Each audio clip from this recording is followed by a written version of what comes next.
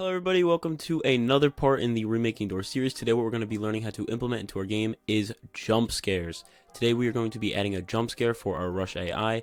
Right now all it does is when it kills you, all it shows up is you died to Rush and then respawn. That doesn't really look that good. We want a jump scare. So we're going to be dealing a lot today with UIs, and that's really pretty much what we're going to be dealing with today. Not much building, actually really no building. So let's get right into the tutorial. First things we're going to do, we're going to insert a new screen UI into Starter GUI, and we're going to name this Rush Jump Scare. Next thing we're going to do is we will just make a frame.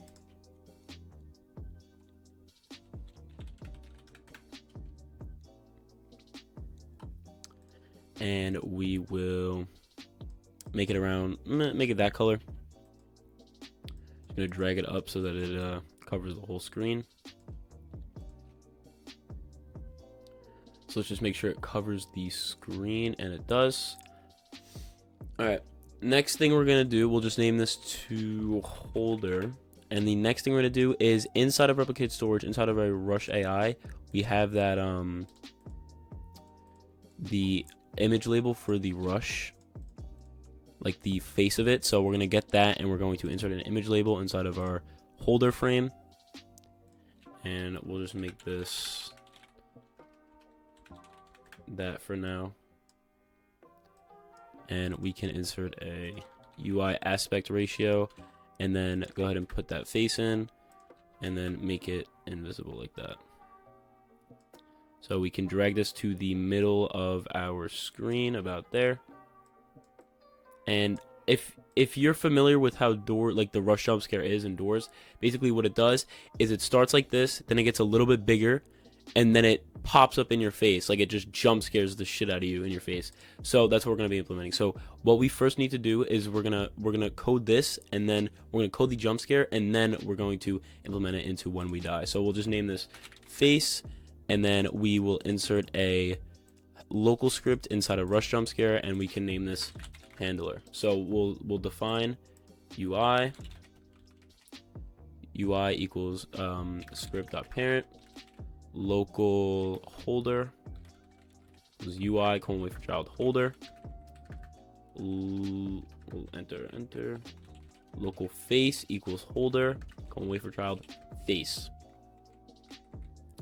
So now we have that. What we're gonna do is we are going to, so when we start out, it shows up like this, right? And we'll say let me think here, we'll say wait. How much do we want to wait? We'll say wait 3. Then we'll say let's see here. So let's get this face, let's make it like that, because we're gonna make it bigger, and we'll get the position and the size. So we'll say face dot size equals udim2 dot new. We'll paste that in there. Then what we will do is we will get the, oh wait, that's the position, never mind.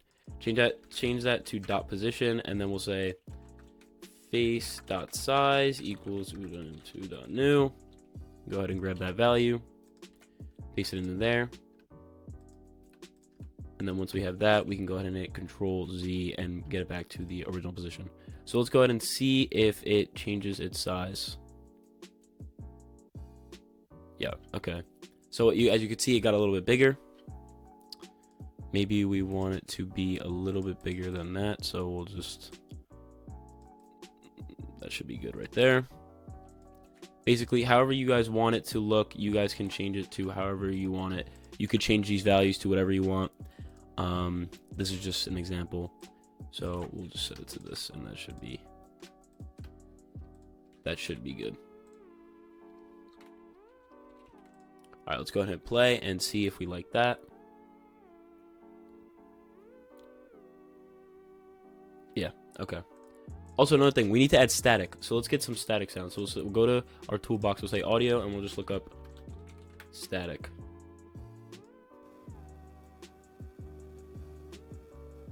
That one's not bad.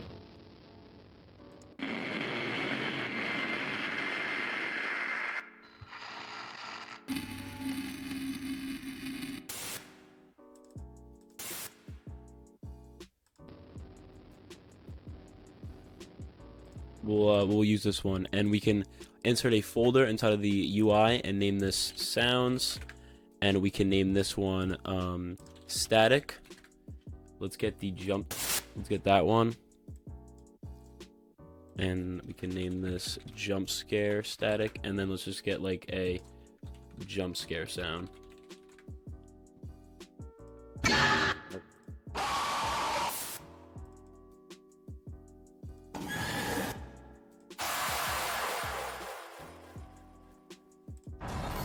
This one I like that one. Okay, we'll insert that. Again, these are pretty loud, so you know, brace your ears. But we'll define that folder in here too. So we'll say local sounds equals UI : wait for child sounds, and then we can just get all the different sounds. So we'll say local static. Oh, also make sure to get the regular static, this one. We're gonna loop that, and yeah, we'll loop that. Okay, so static equals sounds wait for child static, local jump scare equals sounds wait for child jump scare, and then local jump scare static equals sounds wait for child jump scare static. So then we could say, so once it makes its size a little bit bigger, what we'll do is we will so we're gonna need the size of how big we want it. So we want it to cover up the whole screen when it jump scares us. So we're gonna get it like, I'd say about like that big. Pretty big, because we want it to cover up the whole screen when it jump scares us. It's like that big, I think. Maybe even a little bit bigger.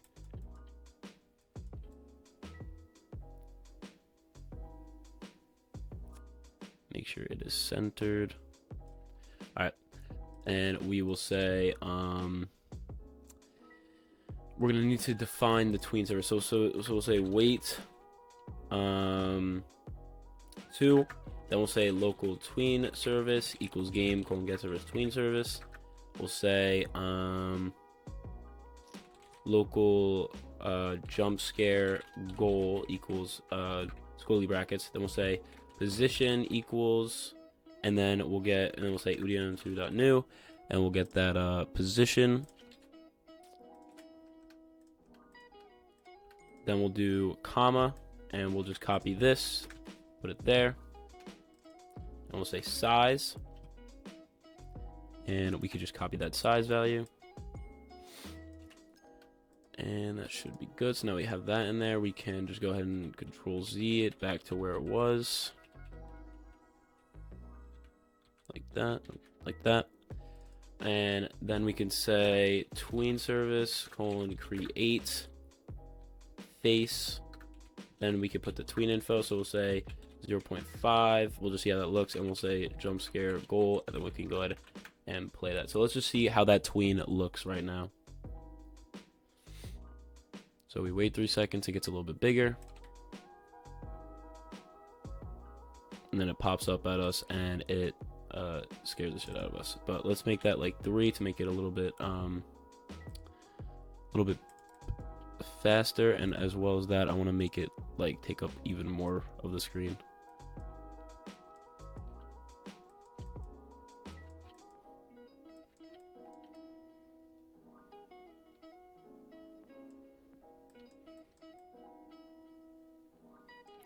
Like that much.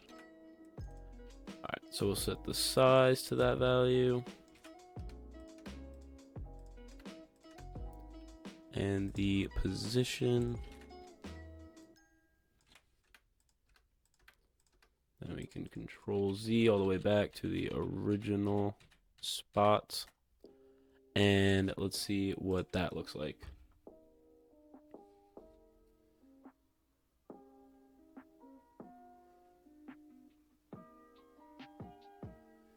Yep, I think that looks good. So now while we're doing that, let's go ahead and play the static. So we'll say static : play.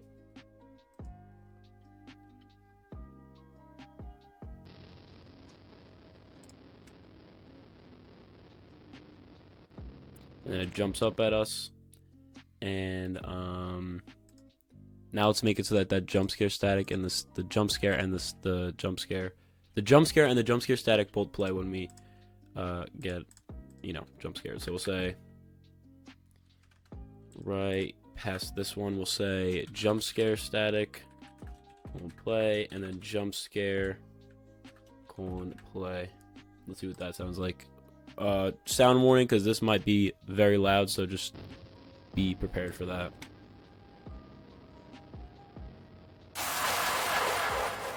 There we go. But we don't want that face to just stay there, right? We want it to actually, you know, go away. So we'll make the transparency, you know, fade away. So to do this, we'll say we'll do a weight. We'll put a weight right here, weight 1, and we'll just set the image transparency. So we're gonna get rid of that jump scare goal, and we're gonna put squiggly brackets, and we're gonna say image transparency equals 1, and we can make that like, we'll set it to 1 right now, 0.1. So let's see what that looks like.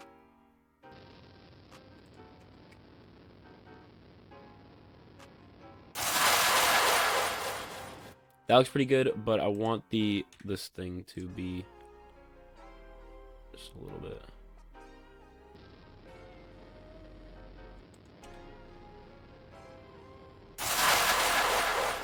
That looks pretty good. I'm actually kind of happy with how that looks. We'll do 0.2. Let's set it to that, and I think this should be the final change because I think that should be good. So let's see.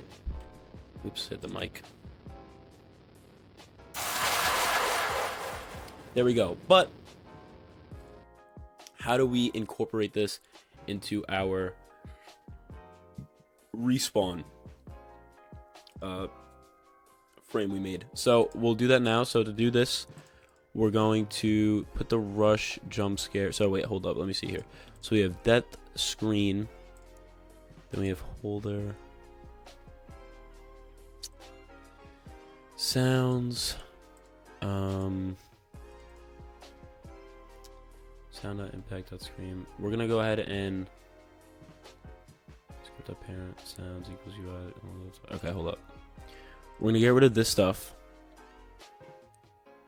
and because we don't want that anymore, we want it to be this stuff. So we'll say this. We'll take all of this stuff, we'll put it in a folder, and we'll call this rush. We'll put it inside of that screen, and we'll call it rush. So we'll take all this stuff. Oops. We'll take everything inside of this rush jump scare UI and put it inside of that folder. So now if we take this dead screen, put it in here, it should still pop up, but it's just in that folder. We'll name this frame to, actually no, that should be good. Yeah, that should be good. All right. So what we'll do is when we have this, we'll say we're gonna have to make some changes to that rush when we hit rush, but that's fine. So we'll say in this handler, we'll say do that, and then we'll say weight 0.2 tween service create holder tween info dot new 0.25 background transparency equals 1 play. Let me just make sure that this border is set to that. All right, let's test this out. Wait, one other thing. UI equals script up parent.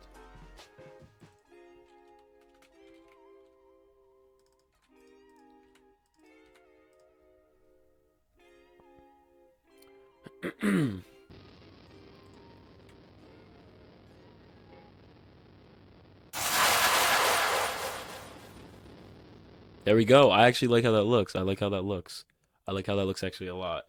So we could put this death screen back inside of replicate storage. We're gonna go inside of our rush AI, go inside the handler, and instead of saying new UI.frame.info.text, actually wait, that should be good. Wait, new UI.frame.info.text, you rush. New UI.sound handler. No, we're gonna name this. So this will be disable this. disable this handler, and we're going to say new UI.rush.handler.enabled. So let's go ahead and hit play, and let's see if this is working. Please work. So room 1.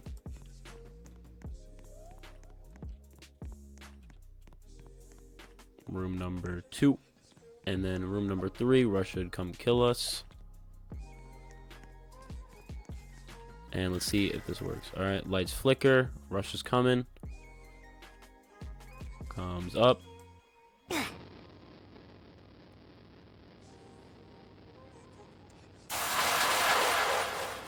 And there you go. And then we could respawn, maybe? Oh. Okay. Hold up. We need to get that click sound. Click.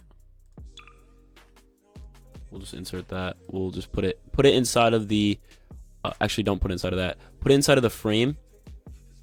Whatever click sound you're using, put it inside of the frame. Go into here. We'll just say, we'll change this instead of sounds.click, we'll say script.parent.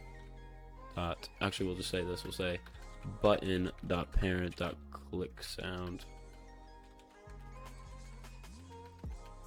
Play. Let's go ahead and test that one more time. And let's just see. Locked, hold up. Open. Room 2. And room number 3. Lights flicker. And Rush is coming.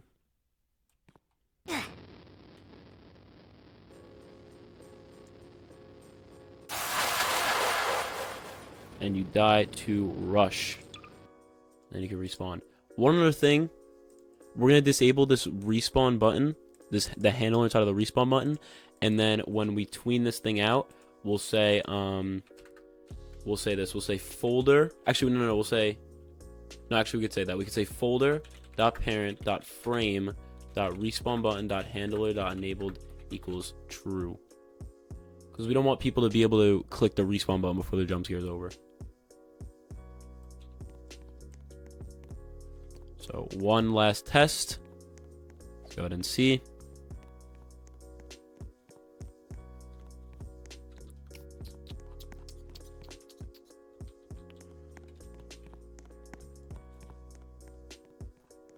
And we'll pop up here, and then we will go in here. Lights flicker. Let's go ahead. Rush spawns. And we have it, and then we get jump scare.